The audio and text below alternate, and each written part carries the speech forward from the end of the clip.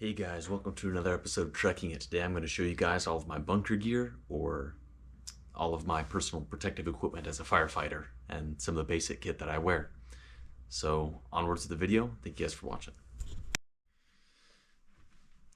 So even though I am talking in the video, there was a bunch of fans in the background, so it was really hard to hear what I was saying. So I'll just give a quick dub here. So right now I'm getting into my turnout pants, and we keep our boots already inside of our turnout pants so that it's really easy to get on quickly.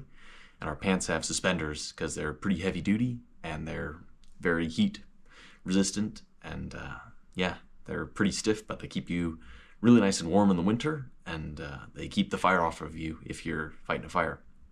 Next, we always throw on our balaclava, and this goes usually over our air mask, which we'll see in a second. But you put that on before your jacket, that way you can make sure that it tucks down in the front and in the back to protect your neck properly.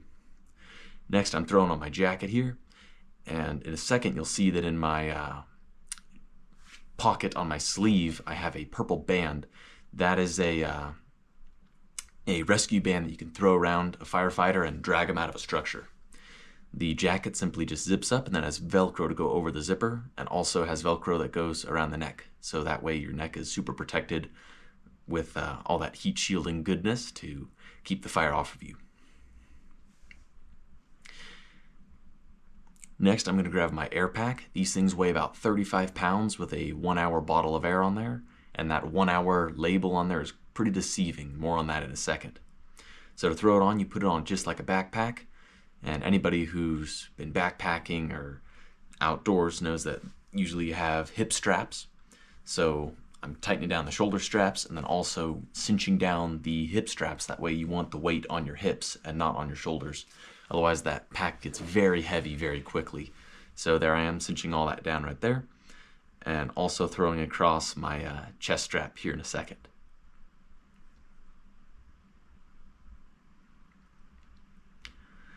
After that, I'm going to go ahead and grab my air mask, which we usually keep in a plastic bag, just keep smoke and dust and dirt out of it.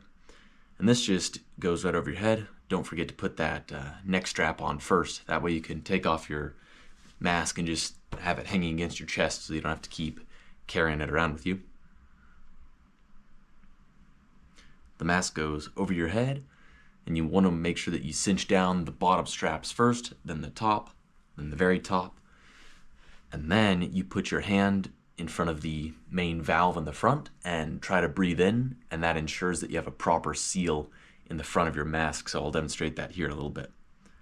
So as you can see, when I breathe, or it might be kind of hard to see in the video, but the mask does kind of compress against your face because you want to make sure that you have a really nice tight seal. Next, I'm grabbing my helmet and adjusting it a little bit before I throw it on. The orange bands on the helmet mean that I'm a firefighter in my probationary period, so I haven't gotten my Firefighter 1 certification yet. But when I do get that certification, we call them rockers, and they're half moon shapes that go on the side of the helmet, and they'll say firefighter on them.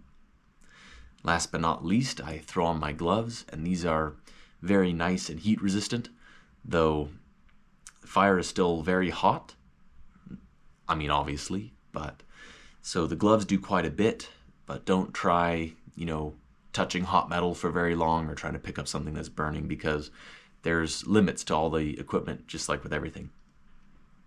So to turn on the air bottle, there's a valve on the back that you turn, and a little bell will ding on the pack, and also you'll have the air alarm turn on.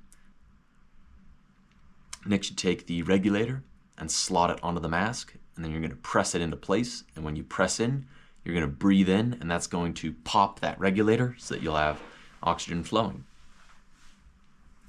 Thank you for watching my video, and that's my kit.